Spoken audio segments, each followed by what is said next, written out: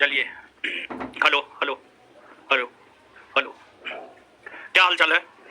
बढ़िया है। चलिए, तो जो है आपको आ जाइए, हम लोग देखते हैं क्या पढ़ रहे थे। हम लोग पढ़ रहे थे मध्यकालीन भारतीय इतिहास का पहला चैप्टर।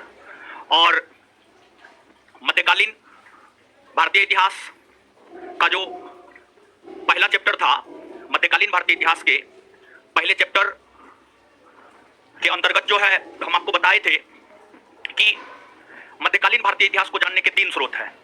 मध्यकालीन भारतीय इतिहास को जानने के जो 3 स्रोत है, उस 3 स्रोत में से एक स्रोत साहित्यिक स्रोत से हम आपको अवगत करवा दिए थे। साहित्यिक स्रोत के बाद जो है दूसरा आपको विदेशी यात्रियों का विवरण, विदेशी यात्रियों का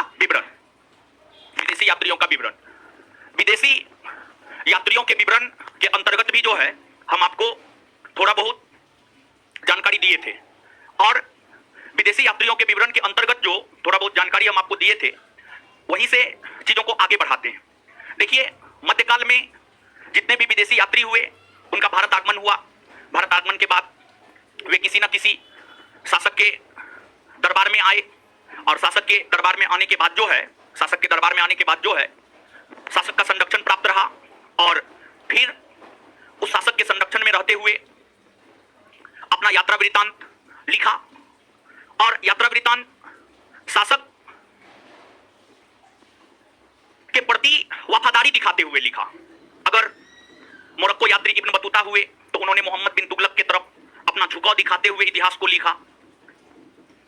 या फिर अन्य शासकों को भी अगर आप देखेंगे, जो शासक जिसके दरबार में आए, उस शासक को काफी बढ़ा चढ़ा कर दिखाने का काम किया। खैर, इन चीजों से हम लोगों को कोई मतलब है नहीं। तो जो है आपको परीक्षा के लिहाज से जितना महत्वपूर्ण चीज है, उन चीजों को जो है एक एक करके हम लोग देखते हैं, आते हैं। देखिए, मूलतः हम आपको विदेशी यात्रियों के विवरण के विषय में बता रहे थे, और उसी के संदर्भ में जो है हम आपसे चर्चा कर रहे थे विदेशी यात्रियों का विवरण। चैप्टर का नाम है मध्यकालीन भारतीय इतिहास। मध्यकालीन भारतीय इतिहास को जानने का स्रोत। मध्यकालीन भारतीय इतिहास को जानने का स्रोत।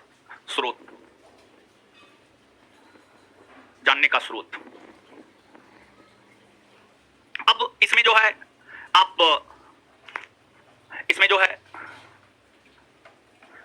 आपको विदेशी यात्रियों का विवरण, विदेशी यात्रियों का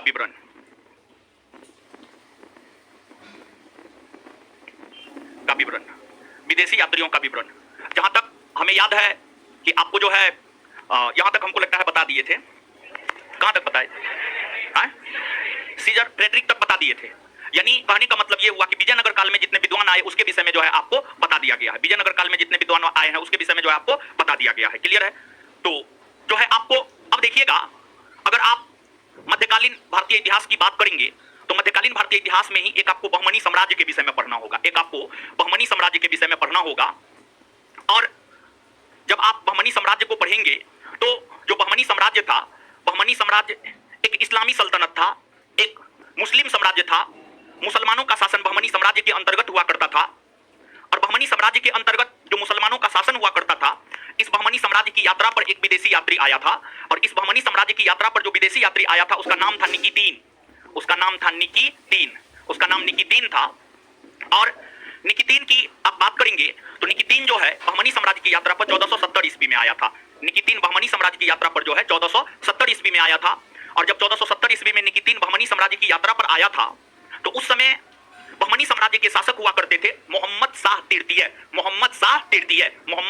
उस समय बहमनी साम्राज्य के सुल्तान मोहम्मद तृतीय लिखा हुआ होगा, मोहम्मद शाह तृतीय कर लीजिएगा आप। नोट में अगर आप देखेंगे तो मोहम्मद तृतीय लिखा हुआ है, जबकि हो जाएगा मोहम्मद शाह तृतीय। मोहम्मद शाह तृतीय बहमनी साम्राज्य के जब शासक हुआ करते थे, सुल्तान हुआ करते थे, तो उसी समय निकितीन नामक विदेशी यात्री बहमनी साम्राज्य की यात्रा पर आया था। और ये रूस का रहने वाला था। कहां का रहने वाला था? रूस का रहने वाला था। और घोड़े का व्यापारी हुआ करता था। रूस का रहने वाला था। ये बहमनी साम्राज्य की यात्रा पर आया। और इसके बाद के जो विदेशी यात्री है, आपको जो नोट में मिलेगा, जैसे रॉल्फ फिंच हो गया, रॉल्फ फिंच के बाद जो है आपको विलियम हॉकिंस हो गए, विलियम हॉकिंस के बाद सर टॉमस रो हो गए, फिर विलियम कैप्टन हॉकिंस हो गए, फिर जो है आपको अन्य विदेशी यात्री मिलेगा, पीटर मुंडी हो गया, पीटर मुंडी के बाद जो है निकोलो मनुची हो गया, फिर जो है आपको टेवर्नियर हो गया, बर्नियर हो गया। ये तमाम विदेशी यात्री आपको मिलेंगे और ये तमाम विदेशी यात्रियों की अगर आप बात करेंगे तो ये जो तमाम विदेशी यात्री हुए ये सभी के सभी विदेशी यात्री मुगल साम्राज्य की यात्रा पर आया था, मुगल साम्राज्य की यात्रा पर आया था।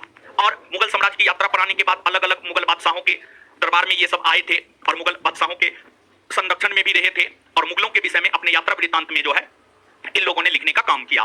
तो उसी संदर्भ में जो है हम लोगों को देखना है अब मुगल कालीन विदेशी यात्री, मुगल कालीन विदेशी यात्री, मुगल कालीन विदेशी यात्री की अगर आप बात करेंगे तो मुख्य तौर पर विदेशी यात्रियों का जो आगमन होना शुरू हुआ था वह आपको अकबर के समय से होना शुरू हुआ था, मुगल बादशाह अकबर के समय से। देखिए बात अगर आप बाबर और जहांगीर की करेंगे तो बाबर और जहांगीर तो स्वयं अस्थायी था। बाबर और जहांगीर बाबर और जहांगीर नहीं, बाबर और हुमायूं, बाबर और हुमायूं की अगर आप बात करेंगे तो जो बाबर और हुमायूं था, बाबर और हुमायूं स्वयं अस्थायी था, स्वयं अस्थायी था। तो उनके समय में जो है विदेशी यात्रियों के आने का भी कोई बहुत ज्यादा महत्व नहीं रहा था, लेकिन मुगल बादशाह अकबर काफी अस्थायित्व प्राप्त कर लिया था अकबर, और अकबर के समय जो है कई सारे विदेशी यात्रियों का आगमन हुआ था। और अकबर के समय जो कई सारे विदेशी यात्रियों का आगमन हुआ था उसमें एक प्रमुख विदेशी यात्री था आपको रॉल्फ फिंच। रॉल्फ फिंच की अगर आप बात करेंगे तो जो रॉल्फ फिंच है ब्रिटिश यात्री था, रॉल्फ फिंच ब्रिटिश यात्री था। और ये जो है आपको अकबर के समय, मुगल बादशाह अकबर के समय जो है आपको रॉल्फ फिंच भारत की यात्रा पर आया और अपना यात्रा वृत्तांत लिखा, जिससे हमें मुगलकालीन इतिहास के विषय में जानकारी प्राप्त होता है। और अकबर के बाद अगला बादशाह जो है आपको जहांगीर बना था, और जहांगीर की अगर आप बात करेंगे तो जहांगीर के समय जो है आपको कई सारे विदेशी यात्री भारत की यात्रा पर आया था। जहांगीर के समय आने वाले यात्रियों में एक नाम आता है आपको कैप्टन हॉकिंस। और जो कैप्टन हॉकिंस था, कैप्टन हॉकिंस की अगर आप बात करेंगे तो जो कैप्टन हॉकिंस था यह विशेष तौर पर जहांगीर से व्यापारिक छूट प्राप्त करने के लिए, व्यापारिक छूट लेने के लिए, जहांगीर से जो है व्यापारिक छूट प्राप्त करने के लिए कैप्टन हॉकिंस जहांगीर के दरबार में उपस्थित हुआ था 1608 ईस्वी में। और यह भी अंग्रेज था, यह भी जो है आपको अंग्रेज था। रॉल्फ फिंच की बात करेंगे तो यह भी अंग्रेज था, कैप्टन हॉकिंस की बात करेंगे तो यह भी अंग्रेज था। और कैप्टन हॉकिंस के साथ ही एक अन्य विदेशी यात्री जहांगीर के दरबार में आया था, उनका नाम था विलियम फिंच, उनका नाम था आपको विलियम फिंच। और देखिए जो विलियम फिंच था, विलियम फिंच की अगर आप बात करेंगे तो जो विलियम फिंच था, विलियम फिंच कैप्टन हॉकिंस के साथ जहांगीर के दरबार में आया और जहांगीर के दरबार में कई वर्षों तक जो है ये लोग रुके थे। और रुकने के दौरान जो है विलियम फिंच को जहांगीर की प्रेमिका अनारकली के विषय में पता चला, और भारतीय इतिहास के अंतर्गत एकमात्र इतिहासकार विलियम फिंच हुआ जो अनारकली की दंत कथा या अनारकली की कहानी का विवरण दिया है। इनके अलावा किसी अन्य इतिहासकारों ने अनारकली का विवरण जो है अपने ऐतिहासिक साहित्यों में नहीं देने का काम किया है, और यही कारण है कि विलियम फिंच जो है आपको महत्वपूर्ण हो जाता है। और यूपीपीसीएस का पूछा हुआ यह प्रश्न है कि निम्न में से किस सिर्फ एक इतिहासकार ने जहांगीर की प्रेमिका अनारकली की दंत कथा को लिखा है, तो इसका आंसर जो है आपको विलियम फिंच हो जाएगा, विलियम फिंच हो जाएगा, जो कैप्टन हॉकिंस के साथ ही जो है आपको जहांगीर के दरबार में आया था। और कैप्टन हॉकिंस का तो मुख्य उद्देश्य था जहांगीर से व्यापारिक छूट प्राप्त करना, लेकिन कैप्टन हॉकिंस जहांगीर से व्यापारिक छूट प्राप्त नहीं कर सका। और जब कैप्टन हॉकिंस जहांगीर से व्यापारिक छूट प्राप्त नहीं कर सका तो इसके बाद ब्रिटेन के सम्राट जेम्स प्रथम ने अपना राजदूत बनाकर सर टॉमस रो को भेजा था। तो इसके बाद जहांगीर के दरबार में आने वाला एक अन्य प्रमुख विदेशी यात्री था सर टॉमस रो की अगर आप बात करेंगे तो जो आपको सर टॉमस रो था, समझिएगा, जो आपको सर टॉमस रो की अगर आप बात करेंगे तो ये 1615 ईस्वी में जहांगीर के दरबार में आया था, और इन्होंने जो है आपको जहांगीर से व्यापारिक छूट की मांग की और जहांगीर ने इन्हें व्यापारिक छूट दिया। तो सर टॉमस रो ही व्यापारिक छूट प्राप्त करने में जो है आपको सफल हुआ, सर टॉमस रो व्यापारिक छूट प्राप्त करने में जो है आपको सफल हुआ। जहांगीर के बाद अगला जो बादशाह बना उनका नाम आपको शाहजहां था, शाहजहां के बाद जो है आपको शाहजहां के बाद औरंगजेब बना। अब शाहजहां की अगर आप बात करेंगे तो शाहजहां के समय जो है कई सारे विदेशी यात्रियों का भारत आगमन हुआ था। शाहजहां के समय जो कई सारे विदेशी यात्रियों का भारत आगमन हुआ था उसमें एक नाम है आपको पीटर मुंडी का, पीटर मुंडी की अगर आप बात करेंगे तो जो आपको पीटर मुंडी था ये आपको इटली का रहने वाला था। पीटर मुंडी जो है आपको इटली का रहने वाला था, और ये शाहजहां के समय जो है आपको मुगल साम्राज्य की यात्रा पर आया था। इसके बाद एक अन्य विदेशी यात्री था, उसका नाम था आपको टेवर्नियर के बाद एक अन्य विदेशी यात्री था, उसका नाम था बर्नियर, समझिएगा, बर्नियर। और इसके बाद एक अन्य और विदेशी यात्री था, उसका नाम था आपको निकोलाओ मनुची। निकोलाओ मनुची। और देखिए जो आपको टेवर्नियर था ये आपको फ्रांसीसी यात्री था, जो टेवर्नियर था ये आपको फ्रांसीसी यात्री था। फिर बर्नियर की अगर आप बात करेंगे तो जो बर्नियर था ये भी फ्रांसीसी यात्री था, ये भी फ्रांसीसी यात्री था। और निकोलाओ मनुची की अगर आप बात करेंगे तो जो निकोलाओ मनुची था ये आपको इटली का रहने वाला था। कहां का रहने वाला था? इटली। ये आपको इटली का रहने वाला था। और देखिए ध्यान दीजिएगा ये जो तमाम विदेशी यात्री हुए जिसका नाम एक साथ हम आपको लिखे हैं, पीटर मुंडी, टेवर्नियर, बर्नियर, निकोलो मनुची। निकोलो मनुची देश हमने दर्शा दिया है इटली, फ्रांस का यानी बर्नियर फ्रांसीसी यानी फ्रांस का, निकोलो मनुची इटली का रहने वाला था। ये जो तमाम विदेशी यात्री हुए इन तमाम विदेशी यात्रियों का संबंध लगभग शाहजहां और औरंगजेब दोनों के शासनकाल के साथ रहा है। आप वहां पर देखेंगे तो आपको स्पष्ट होगा कि इन विदेशी यात्रियों का जो संबंध रहा है शाहजहां और औरंगजेब दोनों के साथ रहा है। शाहजहां के बाद अगले मुगल बादशाह जो है आपको औरंगजेब बने थे। शाहजहां का शासनकाल है 1628 से लेकर 1657 और औरंगजेब का शासनकाल है 1658 से लेकर 1707, 1658 से लेकर 1707। इन विदेशी यात्रियों का जो संबंध है, इन विदेशी यात्रियों का संबंध शाहजहां और औरंगजेब दोनों के साथ रहा है। अब इन विदेशी यात्रियों में जो आपको निकोलाओ मनुची है जो कि इटली का रहने वाला था, निकोलाओ मनुची के द्वारा एक साहित्य की रचना की गई थी। निकोलाओ मनुची के द्वारा जिस साहित्य की रचना की गई थी उस साहित्य का नाम था एस्टोरियो दी मोगोर। एस्टोरियो दी मोगोर। और जो एस्टोरियो दी मोगोर नामक साहित्य था, इस साहित्य को 17वीं सदी का दर्पण भी कहा जाता है। यह जो साहित्य है इस साहित्य को 17वीं सदी का दर्पण, 17वीं सदी का दर्पण, 17वीं सदी का दर्पण कहा जाता है। जैसे आप याद कीजिए जो किताबुल हिंद नामक साहित्य है, किताबुल हिंद नामक साहित्य को 11वीं सदी का दर्पण कहा जाता है। उसी प्रकार से जो एस्टोरियो दो मोगोर नामक साहित्य है, एस्टोरियो दो मोगोर नामक साहित्य को 17वीं सदी का दर्पण कहा जाता है, क्योंकि इस साहित्य से हमें 17वीं सदी के भारत के विषय में विस्तार पूर्वक जानकारी प्राप्त होता है। यही कारण है कि इस साहित्य को जो है 17वीं सदी का दर्पण भी कहा जाता है। तो ये है, ये तमाम विदेशी यात्री हुए जो अलग अलग समय में जो है आपको भारत की यात्रा पर आए और अलग अलग समय में भारत की यात्रा पर आने के बाद जो है इन लोगों ने अपना यात्रा वृत्तांत लिखा। उस यात्रा वृत्तांत से कहीं ना कहीं हमें मध्यकालीन भारतीय इतिहास के विषय में जानकारी मिलता है। समझ गए? तो ये चीज है, आप इन चीजों को याद रखिएगा। एक सेकंड में आइए इसको याद करते हैं। निकितीन कहां का यात्री था? निकितीन कहां का यात्री था? कौन साम्राज्य की यात्रा पर? कौन साम्राज्य की यात्रा? निकितीन जब बहमनी साम्राज्य की यात्रा पर आया था तो बहमनी साम्राज्य के सुल्तान कौन थे? कौन थे? निकितीन कहां का यात्री था? कहां का यात्री था? कौन साम्राज्य की यात्रा पर? जब ये बहमनी साम्राज्य की यात्रा पर आया था तो उस समय जो है आपको, उस समय बहमनी साम्राज्य के सुल्तान कौन थे? रॉल्फिंच किसके समय आया? Ralph Fitch, Ralph Fitch, captain Hawkins, captain Hawkins, William Finch, William Finch, sir Thomas Roe, sir Thomas Roe. ये सभी ब्रिटिश था, अंग्रेज था, इंग्लैंड का था, ब्रिटेन का रहने वाला था। ये सभी कहां के रहने वाले थे? कहां के रहने वाले थे? ये सभी कहां के रहने वाले थे? ब्रिटेन। तो captain Hawkins, William Finch, sir Thomas Roe, ये सब कहां के रहने वाले? कहां के रहने वाले थे? किसके समय आए थे? किसके समय आए थे? अच्छा, जहांगीर की प्रेमिका अनारकली की दंत कथा की चर्चा किसने किया? किसने किया है? किसने किया है? जहांगीर से व्यापारी छूट लेने में सफल कौन रहा? सफल कौन रहा है? अच्छा, पीटर मुंडी कहां का रहने वाला? पीटर मुंडी, टेवर्नियर, टेवर्नियर, बर्नियर, बर्नियर, निकोलाओ मनुची, निकोलाओ मनुची।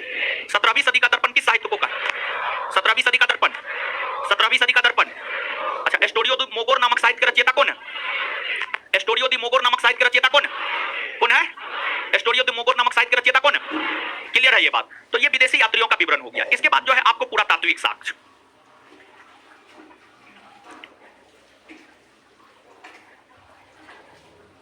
देखिए पुरातात्विक साक्ष्य, पुरातात्विक साक्ष्य की अगर आप बात करेंगे तो जो आपको पुरातात्विक साक्ष्य है, पुरातात्विक साक्ष्य के अंतर्गत क्या आता है क्या नहीं आता है इसको आप समझिएगा।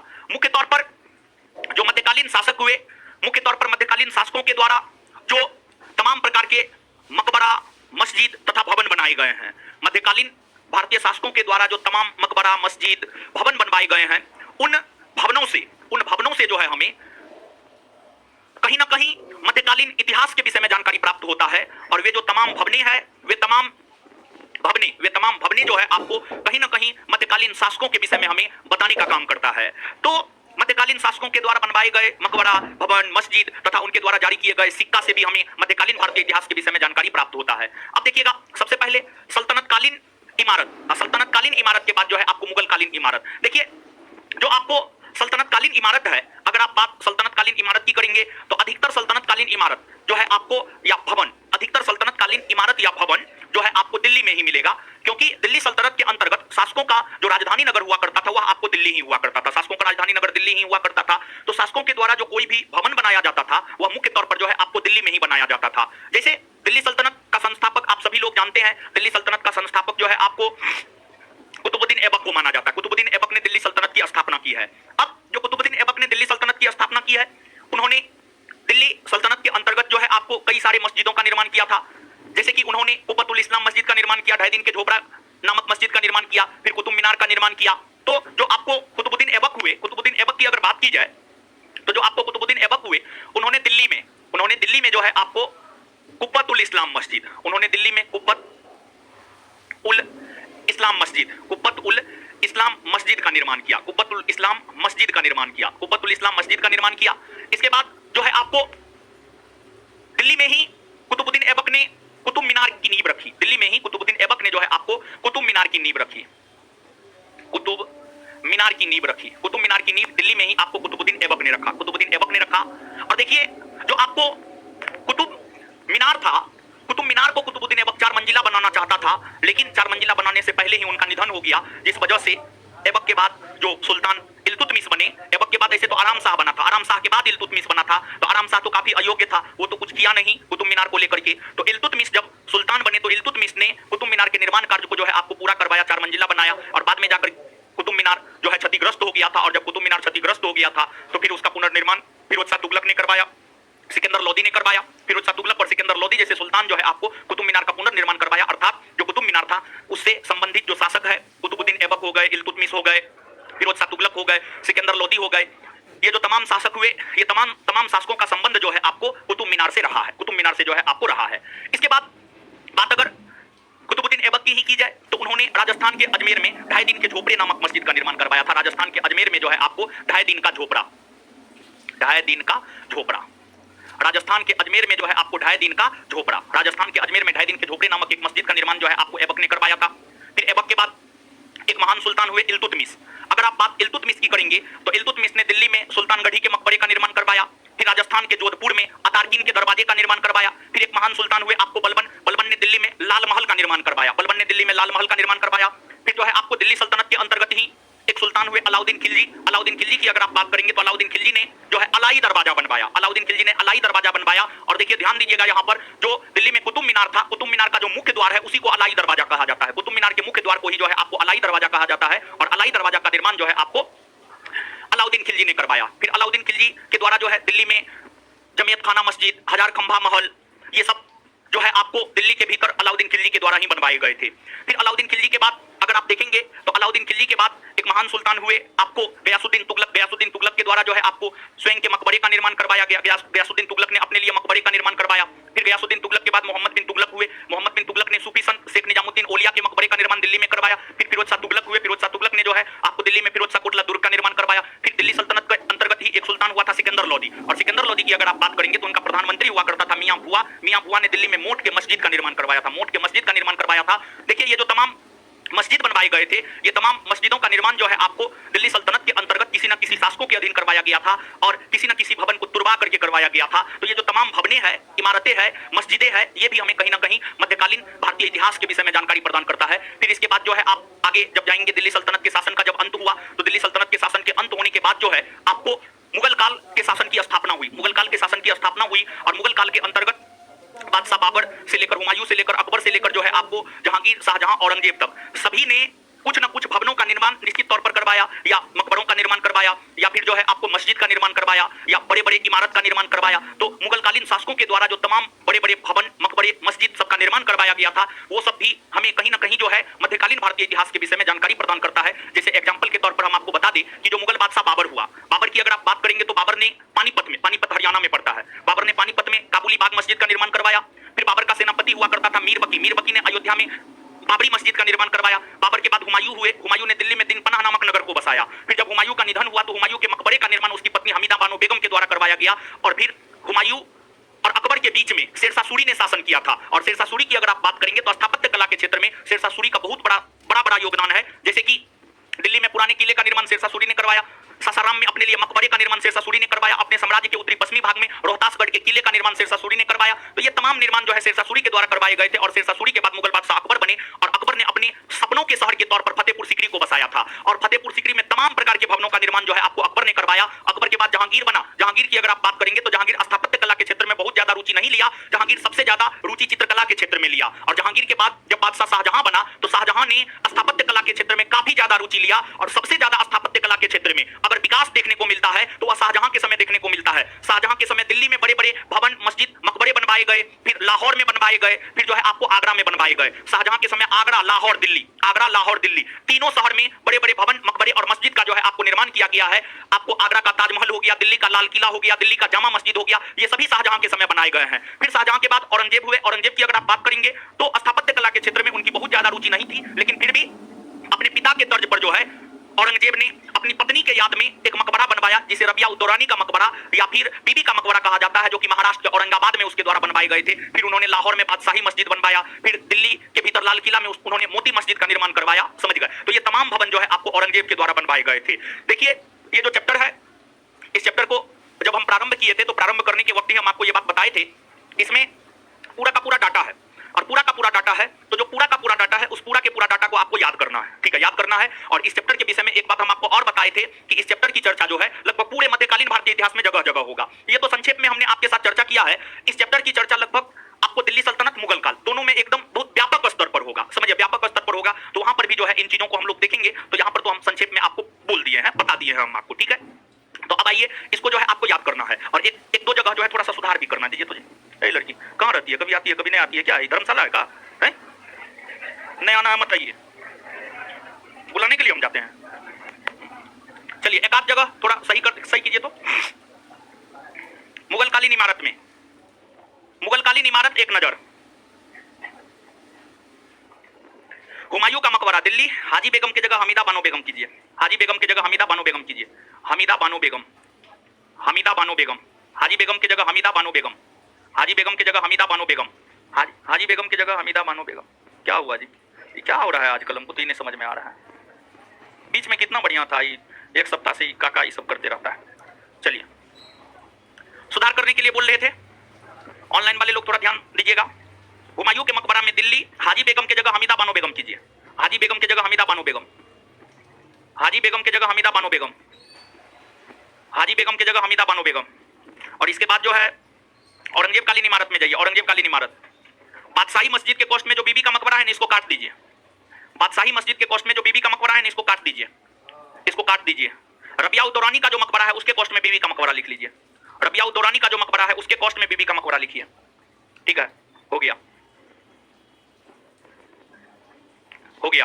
चलिए आइए तो एक सेकंड में आप नोट जो है अपने सामने में रख लीजिए, नोट अपने सामने में रखिए और याद कीजिए, ठीक है, नोट अपने सामने में रखिए और मेरे साथ याद कीजिए आप। चलिए, कुब्बतुल इस्लाम मस्जिद और 2.5 दिन का झोपड़ा किसने बनवाया, किसने बनवाया है? कुतुब मीनार की नींव किसने रखी? कुतुबुद्दीन। इसके निर्माण कार्य को पूरा किसने करवाया है?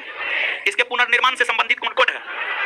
फिरोज शाह तुगलक, सिकंदर लोदी और आर स्मिथ। फिरोज शाह तुगलक, सिकंदर लोदी और, ठीक है, एक बार फिर से बताइएगा, कुतुब मीनार की नींव किसने रखी है? कुतुबुद्दीन। इसके निर्माण कार्य को पूरा किसने करवाया है? इल्तुतमिश ने। और इसके पुनर्निर्माण से संबंधित कौन कौन है? फिरोज शाह तुगलक, सिकंदर लोदी और। लाल महल किसने बनवाया? लाल महल, लाल महल, अलाई दरवाजा, अलाई दरवाजा, उखा मस्जिद, उखा मस्जिद, तुगलकाबाद का किला, तुगलकाबाद का किला, गयासुद्दीन का मकबरा किसने बनवाया? फिरोज शाह कोटला दुर्ग। एफएसटी लिखा हुआ, एफएसटी का मतलब फिरोज शाह तुगलक, फिरोज शाह कोटला दुर्ग का निर्माण किसने करवाया? फिरोज शाह कोटला दुर्ग का निर्माण, फिरोज शाह कोटला दुर्ग का निर्माण। मोट का मस्जिद किसने बनवाया? सिकंदर लोदी के प्रधानमंत्री मियां मोट का मस्जिद किसने बनवाया?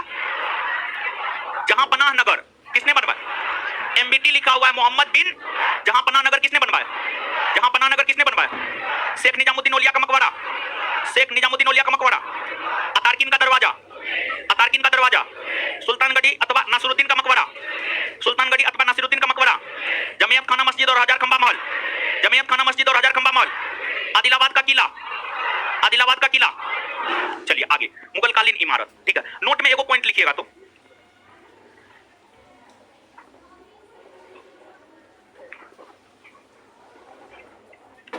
अतारकिन के दरवाजा से प्रेरित होकर ही, अतारकिन के दरवाजा से प्रेरित होकर ही, नोट में एक पॉइंट लिखिएगा, अतारकिन के दरवाजा से प्रेरित होकर ही, अतारकिन के दरवाजा से प्रेरित होकर ही अलाउद्दीन खिलजी ने, अतारकिन के दरवाजा से प्रेरित होकर ही अलाउद्दीन खिलजी ने अलाई दरवाजा का निर्माण करवाया। अलाउद्दीन खिलजी ने अलाई दरवाजा का निर्माण करवाया। अलाउद्दीन खिलजी ने अलाई दरवाजा का निर्माण करवाया। अलाउद्दीन खिलजी ने अलाई दरवाजा का निर्माण करवाया। अलाई दरवाजा का निर्माण करवाया। Full stop, full stop. उसी में कंटिन्यू। कुतुब मीनार के मुख्य द्वार को अलाई दरवाजा कहा जाता है। कुतुब मीनार के मुख्य द्वार को अलाई दरवाजा कहा जाता है। कुतुब मीनार के मुख्य द्वार को अलाई दरवाजा कहा जाता है। कुतुब मीनार के मुख्य द्वार को अलाई दरवाजा कहा जाता है। कुतुब मीनार के मुख्य द्वार को अलाई दरवाजा कहा जाता है। कुतुब मीनार के मुख्य द्वार को अलाई दरवाजा कहा जाता है।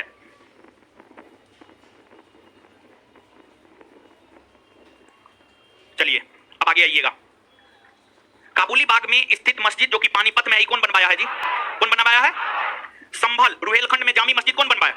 संभल रुहेलखंड में जामी मस्जिद कौन बनवाया? लोधी किले के भीतर आगरा में आगरे की मस्जिद कौन बनवाया? लोधी किले के भीतर आगरा में आगरे की मस्जिद कौन बनवाया? अयोध्या में बाबरी मस्जिद कौन बनवाया? बाबर का सेनापति मीरबख्श। अयोध्या में बाबरी मस्जिद कौन बनवाया? पंजाब के हिसार जिला में फतेहाबाद की मस्जिद कौन बनवाया? दिल्ली में दिनपना नामक नगर कौन बनवाया? दिल्ली में पुराना किला कौन बनवाया? दिल्ली में पुराना किला, दिल्ली में किला कुहना, दिल्ली में शेरगढ़ या दिल्ली शेरशाही। कन्नौज को बर्बाद करके शेरसुर नगर किसने बनाया? कन्नौज को बर्बाद करके शेरसुर नगर किसने अपने साम्राज्य के उत्तरी पश्चिमी सीमा प्रांत में रोहतासगढ़ का किला बना? शेरशाह का मकबरा कहाँ है? सासाराम बिहार। कहाँ है? सासाराम बिहार। और शेरशाह के मकबरे का निर्माण किसने करवाया? किसने करवाया है? हुमायूं का मकबरा कहाँ है? हुमायूं का मकबरा कौन बनवाया?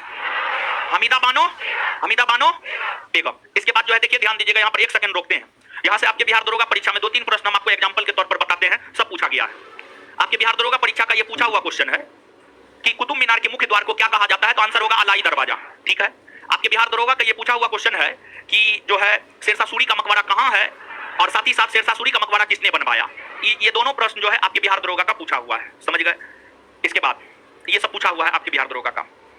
तो चलिए, इसके बाद आगरा में आगरा का किला कौन बनवाया? आगरा में आगरा का किला, आगरा में जहांगीर महल, आगरा में अकबरी महल, फतेहपुर सीकरी में जहांगीरी महल, फतेहपुर सीकरी में दीवाने आम, फतेहपुर सीकरी में दीवाने खास, फतेहपुर सीकरी में पंचमहल। अकबर, टकबर कर दिया उसको, अकबर कर लीजिए। फतेहपुर सीकरी में पंचमहल, टकबर नहीं अकबर। क्या? अकबर। आगे, फतेहपुर सीकरी में तुर्की सुल्तान का महल, अकबर। फतेहपुर सीकरी में मरियम महल, अकबर। फतेहपुर सीकरी में जामा मस्जिद, फतेहपुर सीकरी में बुलंद दरवाजा, फतेहपुर सीकरी में शेख सलीम चिश्ती का मकबरा, फतेहपुर सीकरी में इस्लाम शाह का मकबरा, लाहौर में लाहौर का किला, इलाहाबाद में 40 स्तंभों वाला किला, अकबर का मकबरा सिकंदरा में कौन बनवा? आगरा में अत्माउद्दौला का मकबरा, शाहदरा लाहौर में जहांगीर का मकबरा। चलिए, आगरा में दीवाने आम, आगरा में दीवाने खास, आगरा में मच्छी भवन, आगरा में शीश महल, आगरा में खास महल, आगरा में शाह बुर्ज, नगीना मस्जिद, आगरा में मोती मस्जिद, आगरा में जामी मस्जिद। चलिए आगे, आगरा में ताजमहल, ताजमहल छोड़ दिया गया ना। चलिए, दिल्ली में शाहजहानाबाद किसने बसाया? दिल्ली में शाहजहानाबाद, दिल्ली में शाहजहानाबाद, दिल्ली में जामा मस्जिद, दिल्ली में लाल किला, दिल्ली में दीवाने आम, दिल्ली में दीवाने खास, दिल्ली में मोती महल, दिल्ली में हीरा महल, दिल्ली में रंग महल, दिल्ली में नहरे बहिश किसने बनवाया? शाहजहां। लाहौर में दीवाने आम, लाहौर में दीवाने आम, लाहौर में शाहबुर्ज, लाहौर में शीश महल, लाहौर में नौलखा महल, लाहौर में ख्वाब महल। चलिए, रबिया उद दौरानी का मकबरा औरंगाबाद में किस? लाहौर में बादशाही मस्जिद, लाल किले के भीतर मोती मस्जिद, लाल किले के भीतर मोती मस्जिद। चलिए ठीक है, इसको जो है आप अपना देख लीजिएगा, बात समझ में आया। चलिए अब आगे, आगे इस्लाम धर्म का उदय। चलिए हल्ला मत कीजिए। देखिए, आपको जो है ये पहला चैप्टर था, इस पहले चैप्टर की चर्चा लगभग पूरे मध्यकालीन भारतीय इतिहास में होगी। ठीक है, पहला चैप्टर आपका खत्म हो गया। इसके बाद दूसरा चैप्टर होगा आपको इस्लाम धर्म का उदय। तो इस्लाम धर्म का उदय जो है आगे हम पढ़ेंगे, अभी तुरंत पढ़ेंगे। ठीक है, अब ध्यान से सुनिएगा, ऑनलाइन वाले लोग स्पेशली। देखिए, ये चैप्टर खत्म हो गया, इसी वजह से इस सेशन को समाप्त करवा देते हैं और तुरंत 1 मिनट में एक सेशन लगाते हैं, इस्लाम धर्म का उदय। आपको कहीं जाना नहीं है, समझिए, आपको कहीं नहीं जाना है। सेशन ये कटेगा, नया सेशन 1 मिनट में लाइव होगा, इस्लाम धर्म का उदय हम आपको पढ़ाएंगे। कौन कहाँ लगा रहे? करने होता है कि नहीं होता है? शेड्यूल हो गया तो शेड्यूल क्या लगेगा? हाँ, तो आपको नहीं होता लगाने, थोड़ा लेट लगता है। कितना देर में हो जाएगा? डिपेंड है, लीजिए बात करो। हेलो, अरे नया चैप्टर शुरू कर रहे हैं तो काट करके तुरंत लगा दीजिए। इस्लाम धर्म का उदय, क्या मिनट लगेगा? 1 मिनट लगेगा। ऑनलाइन वाले लोग 1 मिनट मात्र लगेगा। ठीक है, कटेगा, इस्लाम धर्म का उदय आएगा। ठीक है, ठीक रहेगा, समझे। चलिए, तो आपको ऑनलाइन वाले लोग कहीं जाना नहीं है, तुरंत नया शेड्यूल में ऐड होना है, जुड़ना है तुरंत। ठीक है। काट दीजिए अब।